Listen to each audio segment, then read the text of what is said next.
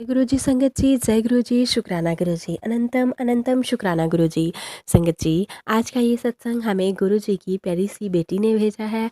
Aunty जी लिखती हैं, जय गुरु जी, शुक्राना गुरु जी। मैं अपना नाम गुप्त रखना चाहती हूँ। आंटी जी से मेरी गुजारिश है कि मेरे नाम को गुप्त ही रखा जाए। संगत जी, मैं अपने सत्संग को गुरु जी के मंत्र जाप से शुरू करना चाहूँगी। ओम नमः शिवाय, शिव जी सदा सहाय। ओम नमः शिवाय, गुरु जी सदा सहाय। ओम नमः शिवाय, शिव जी सदा सहाय। ओम नमः शिवाय, गुरु जी सदा सहाय। मुझे सत्संग को वर्णन करने में किसी भी प्रकार की कोई भी भूल चूक हो जाए तो कृपया करके संगत जी मुझे माफ़ कर देना। मेरे गुरु जी मुझे माफ़ कर देना। संगत जी, मैंने गुरु जी से अरदास लगाई थी कि हे गुरु जी, मुझे अपने दरबार में बुलाइए, और वह भी पूरे परिवार समेत। मतलब अपने अंकल जी के साथ और अपने बच्चों के साथ बुलाइए। और जिस दिन भी मैं आपके द्वार में आऊँ, मेरे अंदर किसी भी प्रकार की कोई भी चिंता, कोई भी परेशानी, कुछ भी ना हो, मेरे जीवन में हो, पर मैं उस दिन आपके ही गुणगान करूं और आप मेरे जीवन में हों। मैं उस दिन उन सब चीज़ों को भूल कर ही आपके दरबार में आऊं, क्योंकि मैं चाहती थी कि मैं जब भी गुरु जी के दरबार में आऊं, बिल्कुल मुक्त, चिंता मुक्त होकर आऊं, हर चीज़ से मुक्त होकर आऊं। ऐसा फील हो कि जैसे एक बेटी अपने बाप के घर, अपने मायके जा रही है मिलने, और वो सब चिंताएं भूल गई है। सिर्फ उसे इसी बात की खुशी है कि वो अपने पिता से मिलने जा रही है। मैं सेम यही चीज़ अरदास गुरु जी से लगाती हूँ, और अभी भी गुरु जी से लगाई थी।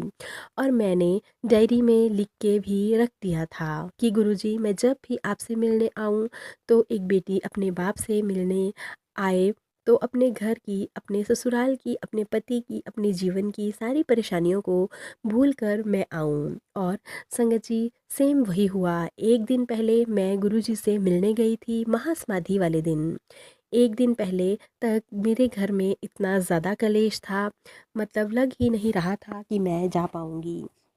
और मैंने बोल भी दिया था कि अब मैं गुरुजी, मैं आपके पास नहीं आऊँगी, क्योंकि जब आपको ऐसा ही करने बुलाना था, ऐसा ही करके बुलाना था, तो आप मुझे क्यों बुला रहे हैं?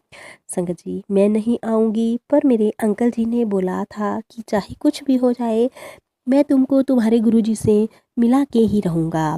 बस उनका आशीर्वाद बना रहे, और वो मुझे इतनी हिम्मत दे कि मैं तुम्हें उनके दरबार में ले चलूँ और तुम्हारे दर्शन करा सकूँ, और तुम्हारे गुरुजी के सपने, मिलने के सपने को पूरा कर सकूँ।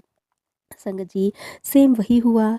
जब फ्राइडे की सुबह हुई तो मैं उठी, ऐसा लगा कि जैसे कल कुछ हुआ ही नहीं था। जबकि अगले दिन मैं और मेरे अंकल जी और मेरे बच्चे, हमने पूरे दिन और पूरी रात खाना तक नहीं खाया। मतलब घर में कला कलेश के कारण रात में खाना नहीं खाया था, लेकिन वही वाली बात संगत जी, हम सब भूल गए थे। अगले दिन हम उठे और महासमाधि वाले दिन गुरु जी के दरबार में गए। मतलब इतना अच्छे से दर्शन हुए, और सच बात पूछो तो हम वहाँ सब कुछ भूल चुके थे। सब कुछ, मतलब सब कुछ भूल गए थे। बहुत सी प्रॉब्लम्स थी हमारे जीवन में उस दिन, हमें कोई भी प्रॉब्लम याद नहीं थी। चाह कर भी हम याद ही नहीं कर पा रहे थे संगत जी। मैं एक दूसरे से, मेरे अंकल और ने पूछा कि, माफ़ करना संगत जी, सब ने एक दूसरे से, मेरे अंकल ने पूछा कि जाकर गुरुजी से क्या बोलोगी दरबार में? मैंने कहा मैंने कुछ भी नहीं बोलूँगी, और सच बात है कि मैं चाह कर भी कुछ भी नहीं बोल पाई। और संगत जी, मेरे दिमाग में पता ही नहीं क्या हो गया था कि भगवान जाने, मेरे बेटा जो कि 19 ईयर ओल्ड है, वो कम कम मानता है गुरुजी को। पर मेरे बेटा बोला, मम्मा, जब मैं गुरुजी की गद्दी के पास अंदर, पता नहीं क्या हो गया था, एकदम से मेरा दिमाग सुन्न हो गया था। मैं ना चाहते हुए भी गुरुजी के मंत्र जाप करने लगा, और फिर हम बाहर आए। मैंने गुरुजी से अरदास की कि गुरुजी, एक बार तो आपने बुला लिया, आगे जाने का रास्ता आप खुद बनाना। उन अपने दरबार में बुलाने का। और संगत जी, क्या होता है कि रात में मेरे हस्बैंड, उम, उन्हें काफ़ी प्रॉब्लम होती है ड्राइविंग करने में, इसलिए संगत जी मुझे नहीं पता हम कैसे घर पहुँचे। अगली बार 18th ऑफ जून को मैरिज एनिवर्सरी है, उस दिन हमें ज़रूर बुलाना संगत जी गुरुजी के दरबार में। संगत जी मेरे हस्बैंड बाहर निकल कर बोले हमारी 18th को मैरिज एनिवर्सरी है और मैं तुम्हें गुरुजी के दरबार में ज़रूर लेकर आऊँगा। संगत जी गुरुजी हमारे इतने अच्छे हैं कि हम बता नहीं सकते। फिर तुरंत ही मेरे बच्चे ने कहा डैडी उस दिन तो मंदिर बंद रहता है, आप कैसे आओगे गुरुजी के दरबार में। फिर मेरे अंकल ने एक दिन पहले ही आ जाऊंगा यह कहा, आशीर्वाद तो ले पाऊंगा ना कम से कम। इसके लिए शुक्राना गुरुजी, अनंतम अनंतम शुक्राना गुरुजी। आपने मेरे परिवार को भी अपने साथ जोड़ा है, इसके लिए भी आपका बहुत बहुत शुक्राना। संगत जी उस दिन से मेरे घर में कलह कलेश और सारी अन्य प्रॉब्लम्स भी सॉल्व होने लगी हैं। अब घर पर धीरे धीरे शांति होने लगी है। मेरे हस्बैंड जो कि ड्रिंक करते हैं, उसी के कारण बहुत लड़ाई झगड़े होते थे। अब धीरे धीरे गुरुजी से यही अरदास की है कि गुरुजी उनकी ड्रिंक छुड़वा दीजिए ताकि मेरे हस्बैंड हम सबके बीच मिलजुल कर रहें। इसी के साथ संगत जी मैं अपने सत्संग को यहीं पे विराम देना चाहती हूँ। जय गुरुजी, शुक्राना गुरुजी। संगत जी सत्संग सुनाने में मुझसे कोई भी भूल हो गई हो तो मैं आप सबसे माफ़ी चाहूँगी और गुरुजी से भी माफ़ी चाहूँगी।